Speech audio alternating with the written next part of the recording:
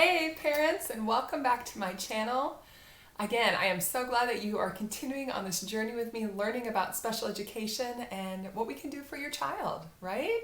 I mean, the end goal for all these videos is for you to better understand the special ed process and then be able to help your child at home. So I hope these videos are doing that for you.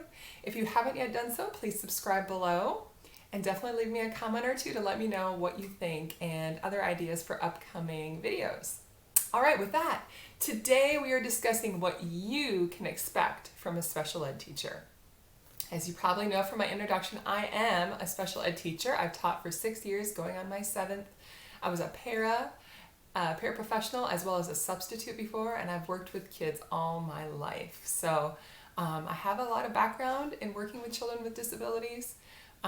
And so I can kind of give you an idea of things you should be able to expect. Some things obviously are bonus, but these items are definitely things you should be able to expect from your child's teacher going forward. So with that, let's get started. Got my handy dandy board here today. So the first thing I would say, every special ed teacher should have good communication. All right, put that right there. So when you look at a special ed teacher, if you are sending emails, if you are doing phone calls, if you are communicating in any sort of way, they should be able to get back to you within 24 to 48 hours with a response. And if it takes longer, they should send an email saying, hey, I'm looking into this for you. It's going to take me a little bit longer, so just give me a while. Okay, so good communication. Many times I, as a teacher, would send home a daily communication sheet, telling the parent how the child did, if there's any behavioral issues, what we learned for today. So good communication is key, and every teacher should be able to do that for their parents. The second thing I would say is accessibility. So you shouldn't worry if you're going to be able to talk to the teacher or access him or her in certain ways.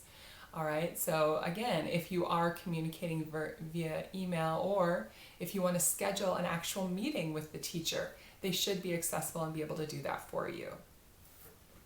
Some of these other things are going to be more pencil and paper things, such as progress reports.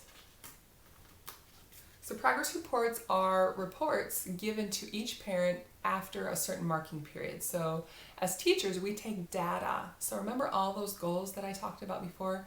Maybe your child has 10, 12, 15 goals. I am doing progress reports on them every marking period. That might be every 6 weeks. It might be every 9 weeks. At the end of that, I will send home a report to each of my parents saying what progress your child has made. In previous videos, I've talked about hitting.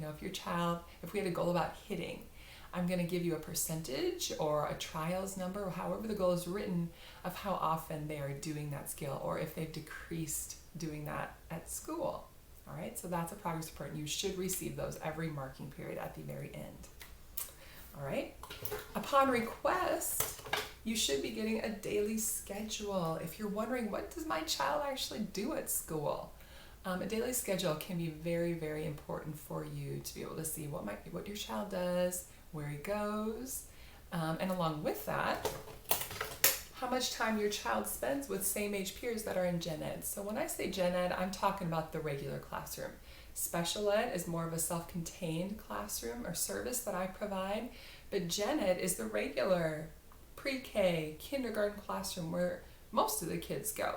So you might have the question, how much time does my child spend with their same age general education peers? That is a question your special ed teacher can answer for you.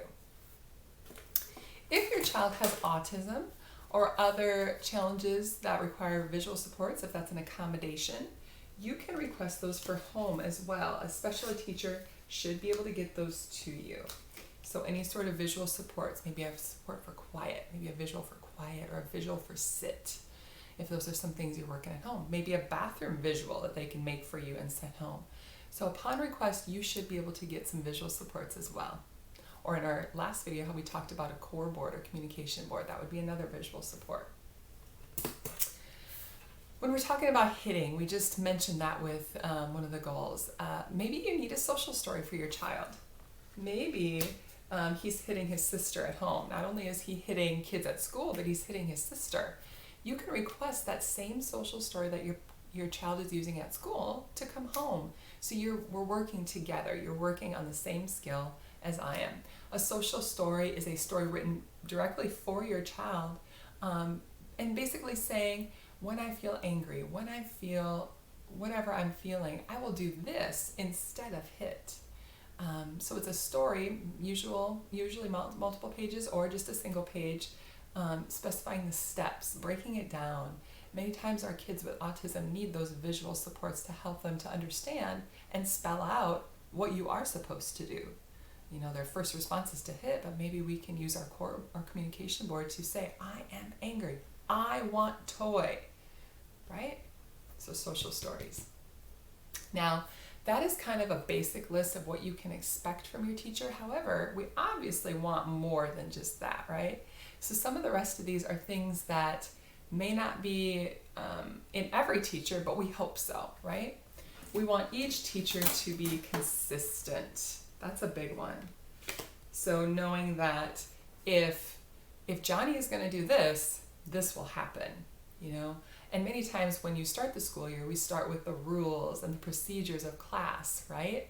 Consistency is key. Johnny should know that each time he throws a toy, he's going to have that toy taken away from him. Or he's going to have to move to a different center. Whatever that, not punishment, whatever that is, that should be consistent and he should know what to expect. So consistency is key.